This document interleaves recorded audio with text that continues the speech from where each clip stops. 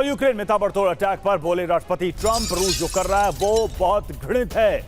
Ukraine में जो हो रहा है वो दुखद है, ये ट्रंप का बयान।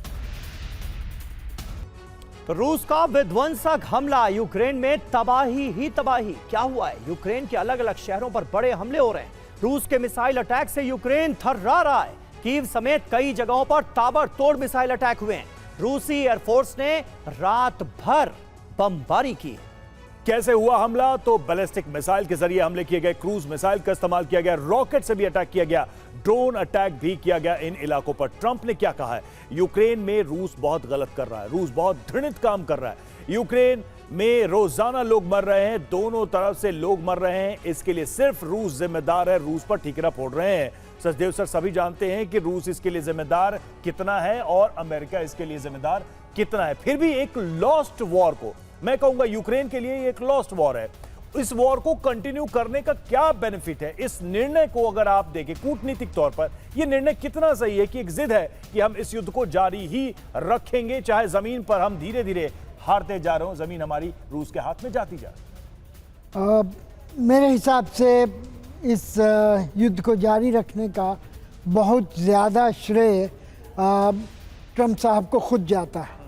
पिछले 6 महीनों के अपने शासन में उन्होंने कितनी बार अपने रुख में परिवर्तन किया है। कई एक शुरू में ज़माने थे जबकि वो पुतिन साहब के बड़े प्रशंसक थे और पुतिन साहब की बड़ाई किया करते थे। उन्होंने ही ज़ेलेंस्की को व्हाइट हाउस से निकाला था और उसके बाद अब वो पुतिन साहब के बारे में डिस्गस्टिंग शब्द का इस्तेमाल करते हैं, उनको अल्टीमेटम देते हैं, कभी 50 दिन का, कभी 10 दिन का, कभी कुछ कहते हैं, कभी कुछ कहते हैं, कभी तेल के ऊपर प्रतिबंध की बातें करते हैं, कभी डेड इकोनॉमी की बातें करते हैं।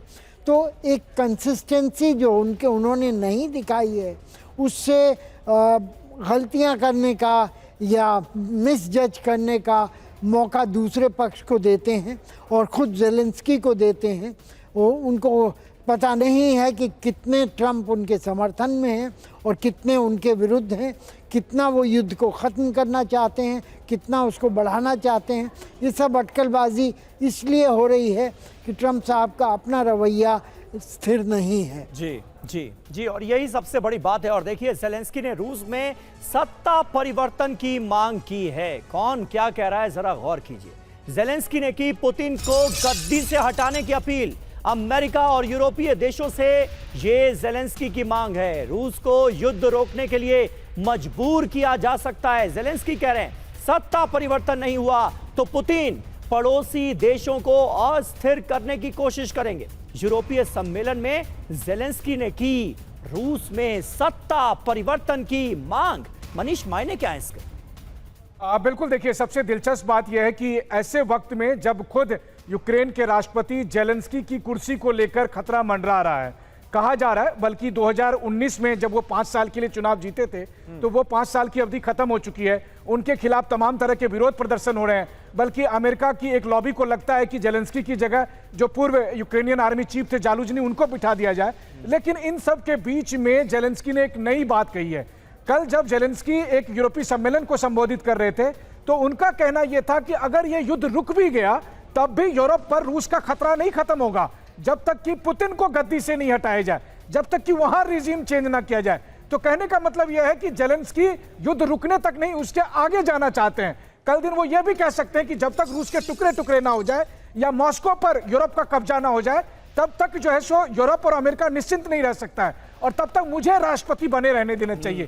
तो दरअसल ज़ेलेंस्की बहुत ही चालाकी के साथ यूरोप और अमेरिका का दोहन कर रहे हैं, इस्तेमाल कर रहे हैं और एक नया नैरेटिव उनके सामने रख रहे हैं कि पुतिन को गद्दी से हटाओ, तब तक मुझे राष्ट्रपति बने रहने दो। बिल्कुल, और अब जो ट्रंप की भाषा है पुतिन को लेकर, जो डेडलाइंस है रूस को लेकर, वो कहीं ना कहीं ज़ेलेंस्की की रणनीति में उनकी बढ़त को दिखाता भी है कि वो फाइनली ड्रैग करने में सफल हुए हैं अमेरिका को और यूरोपीय देशों को इस युद्ध में।